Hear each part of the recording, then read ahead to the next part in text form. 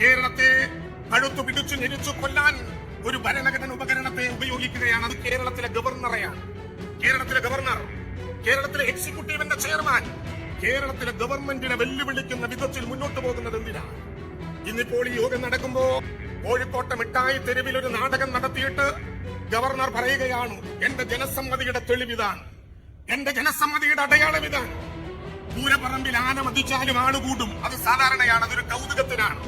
ആ കൂടുന്ന ആനയുടെ കൂട്ടത്തിൽ ഇതെല്ലാം ആനയ്ക്ക് കിട്ടുന്ന പിൻബലമാണെന്ന് ആരെങ്കിലും കരുതുന്നുണ്ടെങ്കിൽ അവരുടെ സ്ഥാനം വിഡ്ഢികളുടെ സ്വർഗത്തിലായിരിക്കുമെന്ന് ജനാധിപത്യ കേരളം പ്രഖ്യാപിക്കാൻ പോകുന്ന അനുഭവം. ഈ ഗവൺമെന്റിന് ഒരു ലക്ഷ്യമേ ഉള്ളൂ, കേരളത്തെ, നവകേരളത്തെ ലോകത്തിന്റെ മുമ്പിൽ ശ്രദ്ധയോടെ കൊണ്ടുപോകണം.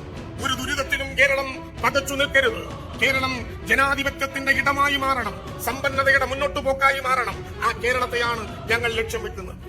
ആ കേരളത്തിലെ ഗവൺമെന്റിനെ ഇങ്ങനെ ഭീഷണിപ്പെടുത്തിയാൽ ഗവൺമെന്റിനെ തകർക്കാം എന്നാരെങ്കിലും കരുതിയിട്ടുണ്ടെങ്കിൽ ഞങ്ങളിട്ട കുപ്പായത്തിന്റെ മാന്യത കൊണ്ടാണ് എല്ലാം പറഞ്ഞു പോകാത്തത്.